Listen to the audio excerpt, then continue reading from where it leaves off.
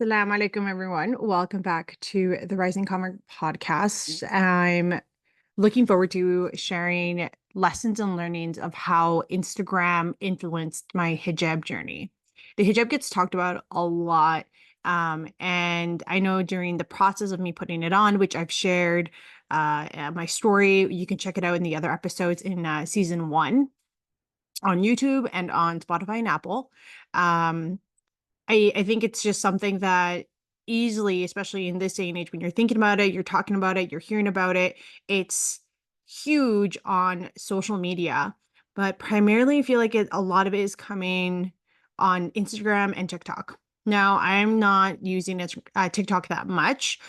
I knew it blew up. Even when it first blew up, I never really leaned on it for like a resource, I know as a resource in my journey or as a Muslim.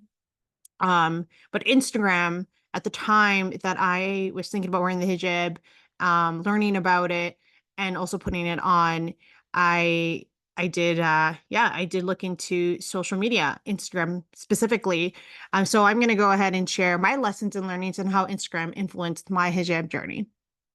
I also want to go out there and before I get started and say that if this is something that you've struggled with and this is something that you have been thinking about, please know that everything that I'm saying and that I'm sharing today, it's just from my personal experience. It may not be that you're going to experience the same thing that I am. I'm just simply sharing the things that have influenced me and some lessons and learnings that I have taken away from leaning into this platform. So let's talk about it. Let's jump right into it. Right off the bat, while social media has its advantages, I do believe that it does add, and it did add complexity to my journey that was unnecessary. And I say that because the challenge that I encountered on Instagram arose from following Muslim influencers who I believe now unknowingly were blending Islamic principles with Western societal norms. Now, I'm not trying to say this to like putting shame on them because I do believe that a lot of the social media influencers, especially those who are, that I'm specifically talking about, the Muslim influencers that I was following on Instagram or continue to follow on Instagram. I don't think that their intentions is to go out there and to cause confusion. I think they're genuinely posting because they feel like they want to post and share things that they love and that they're doing the best that they can. And may Allah subhanahu wa ta'ala guide them in every step of their way on their journey. I do believe that. And so I don't want anyone to think that I'm saying something bad about them because they did help me, and I'll get into that. But yeah, I do believe that it added some complexity to my journey because these principles that are talked about within Islam that you hear about from scholars and leaders, they are getting blended with the Western societal norms without, I think, some of them maybe knowing, or maybe they do know, and it's just a little awkward and confusing, especially for someone who is novice, who's maybe, and I say novice level as in has not learned anything about Islam. They're simply just going off of what someone's telling them, what resources people are giving to them, and what resources they have access to.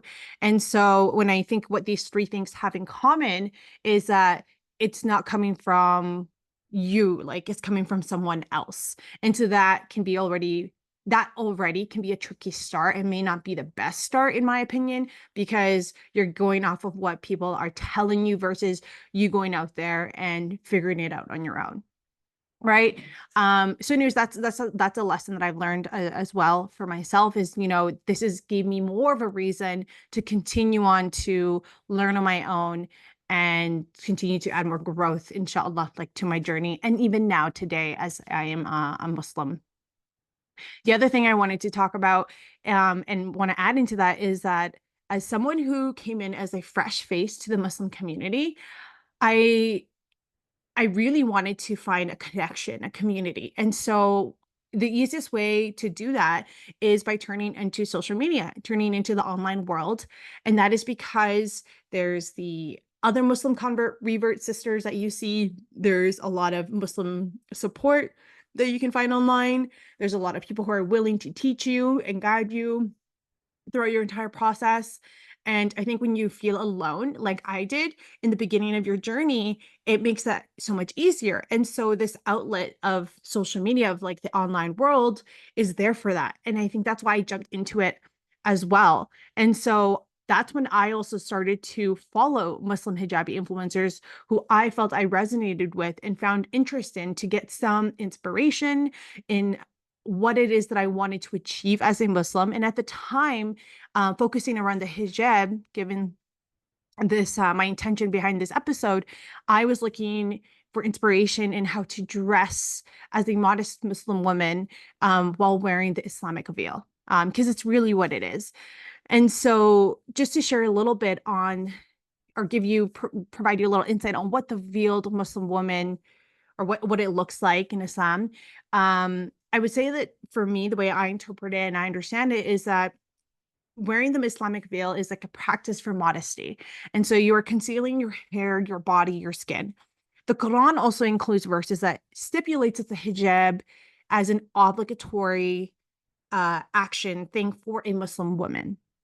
Now, I'm not going to jump into like, there's women out there who are Muslim that do not wear it. And I'm not going to jump in and start comparing, because there's no such thing as comparison. I don't think anyone should be compared to, like, and I'm talking about within among Muslim women. But the hijab is designed to cover a woman's hair, neck, chest, and ears. And this is something you can read within the Quran. And again, this is also my understanding that I'm sharing with you all.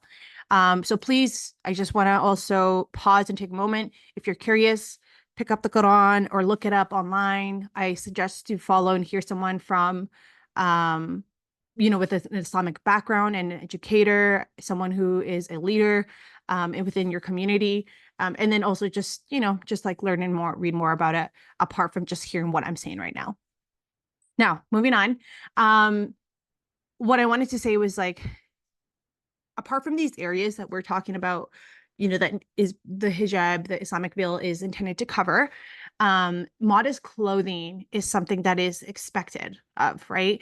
And so when you wear the hijab, wearing modest clothing that covers other parts of the body when wearing the hijab is intended to support your journey and to avoid any unwanted looks. And again, you're gonna probably learn and think about, like, what does that even mean? Like, you shouldn't have to do something to avoid something. And it really all just comes back to, and I'm just gonna say it very quickly, and this is also something I learned on social media, is that men and women are designed a certain way. Like, I believe God created a man and a woman to look a certain way, to, be attracted to each other, to, admire beauty. Like, Islam is, I'm just going to digress for a bit here, but Islam for me is a religion that doesn't pause or avoid the natural beauty that's around you. It doesn't prevent you from acting on these natural desires that a human being is bound to happen. So, like, a man looking at a woman and desiring a woman in a way, and what could also be seen as objectifying them, um, it's very natural, because if a man sees something that he likes, which is very likely, a woman is designed to look a certain way. A lot of women are blessed with a lot of curves, or just in different unique ways and shapes and sizes that men are attracted to, and vice versa, that women are attracted to. Men are designed in a certain way, in shapes and sizes and height. It's there, right? Like, the eyes are going to see these things. And so the idea is just to maybe minimize those looks, and to not just look at a woman in a way that's, I guess, in a poor view. I'm trying to find the right word to say it, but instead looking at them beyond the looks and into something a little bit deeper, which then leads to a more intentional, more pure relationship. And again, this is my take on it that I'm sharing, right? So the modest clothing is something that you can kind of put next to wearing, like, the hijab. And this is something that I learned on social media. And I'm like, I was once someone who would, like, post things on social media, and, you get those, like, nice comments, and it can feed your ego, and it can make you feel and look good. But then when you, like, take a step back and you realize, like, like, what does this actually even mean? And it's, and in a lot of ways, a lot of these compliments can be innocent, but in other ways, some of these comments are just simply just people who are trying to get your attention and saying it in a way where they're like objectifying you and not looking at you as a woman, but looking at you like as a piece of meat. Like, honestly, plain and simple, that's just like my experience and my lesson behind posting on social media and learning about the Islamic veil and what it can do through Instagram. So, some stuff that are exempted from the Islamic veil that I learned is that covering your hands, feet, and face is something that is exempted from the Islamic veil. It's something that you can show. And these guidelines, the Islamic guidelines that go into detail about these things, again, these are things that you can learn through social media that are shared through like posts on Instagram. And it is something that I learned through Instagram. And it is something that I took into consideration. And it made me ask myself the questions like, am I ready? Like, am I ready to dress a certain way? Do I have anything that can support me in this journey of covering of or like what is expected of me from God? And so it's just it was there's a bit of that pressure, but then it was also when I go on Instagram, I see a lot of Muslim women who are on their own journey and dressing very beautifully and wearing the hijab in a different way. And I think that what I learned after a while was that, and I had to understand it like really quickly, was that the veil, though it is there to embody modesty, alongside wearing the, sorry, the modest clothing is there to support the veil, the hijab, when you are embodying modesty. And so the two kind of go hand in hand, and can be difficult when you're looking at what's on Instagram. And I remember for me, when I was looking on Instagram, I didn't always see the two go hand in hand. Nonetheless, the interpretation of the hijab is also something that I've learned. It varies depending on the social part of like who these influencers are hanging out with. When I started really taking a step back, looking at like who's connected with who, social media influencers. I'm not going to name any of the Muslim hijabis or non-hijabis or Muslim women that I follow, but you can kind of see that some of them are connected somehow, or they follow each other and or they see each other, they're actual friends. But then I started learning that there's that social, cultural, and then there's also that religious and political environment that we have to take into consideration that each of these individuals are a part of. And so I think people sometimes, at least for me, especially the beginning, I'm going to talk about myself. I think for myself in the very beginning, I didn't think about these four things that I just talked about: the social, cultural, religious, and political environment that these humans, these influencers are a part of.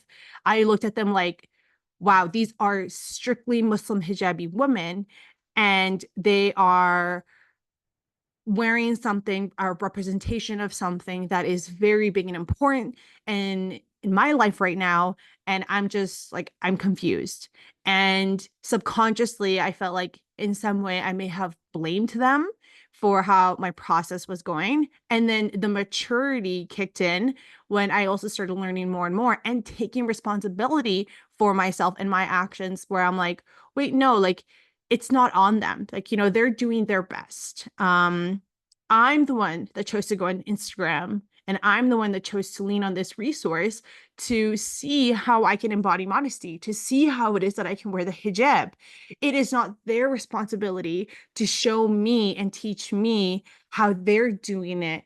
And it's also not their choice. It's also their choice whether or not they choose to share what their journey looks like, right? Because some of these influencers that I found is like their Instagram isn't based around, not always, not all of them, I should say, are based around being like the best Muslim, like, or talking about Islamic principles and guidelines. Most of them are about like modesty, fashion, and just fashion in general, just lifestyle, family travel, all these things, right? Not a lot of them talk about too much about their background. Like, yes, it comes in, creeps in here and there, but the point is that they're in choice of what they want to share and how they want to share it. And majority of them, I can honestly say, they did, yes, like inspire me in a really positive way in my hijab journey, because once I was able to, I guess, not really like blame them or look at them for they're what's that? Not really leaning to them for tips and tricks of who I want to be and who I aspire to be as a Muslim hijabi. And I just look at them as people influencers, as something positive, something that they bring, like what they actually bring to the community and what it is that they do.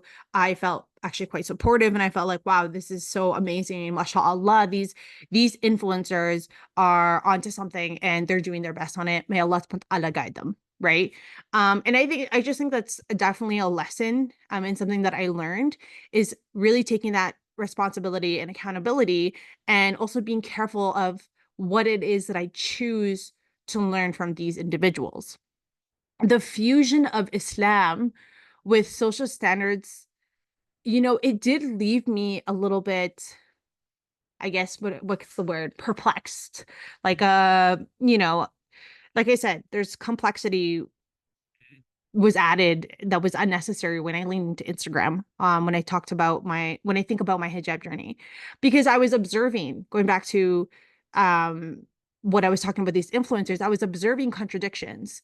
In a way, that was me. Again, going back to my choice, I leaned into this, and I was observing contradictions to the practices that were essentially that I was learning, and that is labeled as either permissible or forbidden.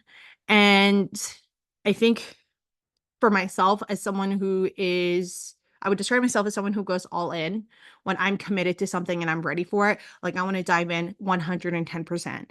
I want to give it my all. I'm this way in my work. I'm this way in my relationships, with my friendships. I'm this way in just anything that I do. I want to go in 100%, and it may not always be that way, but I want to go as 110% as I possibly can in that moment in time. And so when I think about that, when you think about even permissible and forbidden, it sounds very black and white. And so for me, observing these contradictions, that is what left me feeling a little bit, or I guess it left me sitting in my thoughts, because the ambiguity led me to mistakenly believe that now certain actions are aligned with Islamic teachings. And that was all because it was something that I was looking and constantly scrolling through on my Instagram feed. And subconsciously, I can also say that when I was putting on my hijab, and when I did put it on, I felt like there was a point in the first year or two, where I was catering my way of wearing it to my personal inclinations, to what were made sense for me versus what was now then um, stated as a best practice in Islam and in the Quran and in these hadiths, and from what I was hearing from these scholars and leaders and educators of Islam. So it was complicated for sure. Like, I had a moment there where I needed to realign and just kind of reflect on, like, again, who do I want to be? What do I actually want to look like? And I'm not going to lie, I remember feeling like the sense of guilt, because I kept leaning on Instagram despite these other resources that I was looking into. And I'm like, why am I doing that? Not to say that there isn't valid information on Instagram, because again, if we think about, like, one of my favorite leaders, educators, Sayed Ahmad, and then Saint Mustafa Al-Kwazini. We also see Omar Suleiman. Like, they are on social media, like they are on these online networks and platforms. And so there is truth, and there is some reliable resources you can find online. But I think it's just, again, picking and choosing what makes the most sense. And I fell into the fashion, I guess, I fell into the fashion part, and I was more interested in that part of becoming a Muslim than the actual facts a little bit. And because that took a bit of a back seat, and I was focused more on the fashion, that's what I was following the most, and that's what I was looking into the most, which then therefore influenced my views and my journey as I was becoming, or as I became a hijabi. And so I think for me, I guess what I also want to share is that I did learn fairly quickly that it is very crucial to surround yourself with individuals who guide you on the right path. And by right path, I mean on the path that is right and that makes sense for you right now in this moment. So if you are someone who is thinking about wearing the hijab right now, I would say think about, what's going to support you. Think about what it is that you currently have, and then start taking those steps to follow people who are going to be able to guide you and are able to support you and align you based on what you're capable of right now. So in short, what does your 100% look like? What can that feel like right now? And it's going to be so different from everybody else. And so that is something that I learned. And then on the other hand, I also think that upholding positive influences and being able to also not uphold, sorry, being able to uphold positive outlooks and views on these influencers versus kind of in a way starting to like resent them or speak poorly or think poorly of them because they're not on the page that what you know what you're reading. I don't think that's helpful. I think that negativity can also in a way disrupt your thought process when you're thinking about the hijab. I know that for me, that when I talk about that moment where I think I kind of like blamed them, where I kind of just felt like, what? Like, what are they doing? Like, why are they doing that? Like, what's happening? I'm so confused. Like, do they not do their impact? And I start kind of questioning and asking those questions. It didn't really serve me. I was just kind of like, why? Like it in a way, it kind of made me angry. And I'm like, why am I even angry? Like, this doesn't actually have to affect me. Right. So I think also holding people at a high standard just because of their following, just because of their profile and it looks so aesthetically pleasing, and because maybe they're making income off of their page. I don't think that upholding these people at a high regard is something that's also going to benefit you. Just also see them as people, like just regular people, because that's really what they are. That's really who they are. Um, and so there's that. And then the other thing that I learned about myself throughout this journey of leaning on Instagram was that I found myself thinking of starting off wearing the hijab loosely. Like I did think about it when I first put it on, despite reading what I was reading and knowing what I was knowing, because I thought it was okay. And the thought of wearing something for me, wearing the hijab loosely, knowing that it's not stated, just the thought of it in my head, I'm like, okay, something's not right because I know something, and that's where the guilt kicked in. And I'm in a way just trying to fight it so I can wear it a certain way, like because it seems to be acceptable on social media, on Instagram specifically. Everyone's always like making these comments, but I knew better than that. And I'm not trying to put any other woman, other Muslim woman, and if you don't wear it tightly, I'm not saying that it's wrong or I'm saying anything like that, but I just know what I read. I know what I know. I know what has been promoted and what is required of me based on, what Allah subhanahu wa ta'ala is asking of me as a servant of Allah. And just the thought of wearing the hijab loosely, really that thought came in when I leaned into Instagram. So, here's another thing as well, is just like realistically in life, it's very normal. And I don't feel bad that I had this thought. I'm just happy that I was strong enough to kind of just put it on and right away and just do the full coverage the best way that I could. So not showing my ears, not wearing the hijab loosely, doing my best to keep my hair from showing and sliding. It's still something I struggle with because I'm still struggling with amtas for whatever reason. And for those of you who are wondering what an amta is, it's just another like headpiece that wraps around to cover your hair, and then you put the actual headscarf on. Um, and I still struggle sometimes because it slides back. The silk ones, for example, they're supposed to help your hair. They're the worst for me because it doesn't help.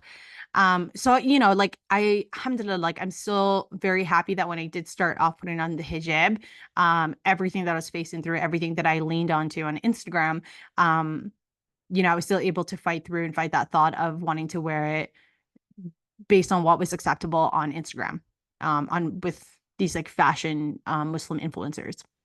And so yeah, I think going back to what I was trying to say is I think realistically it's very normal for everyone and myself to want to commit to something in life that's huge and feeling like, oh, like you're never going to take shortcuts.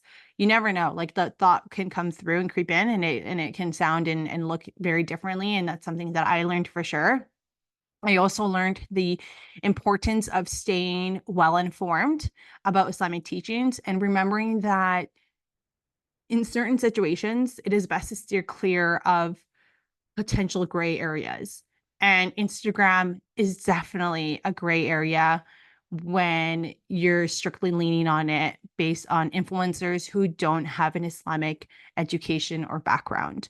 And that was something that I always held on to. I still hold on to now, but um yeah, sorry. Basically, yeah, like I always hold on to that now. Like, potential gray areas is something that can be more detrimental, in my opinion, than you think, especially when you're learning something new, and especially when you're thinking about putting on something that essentially symbolizes something quite grand and is a representation of something.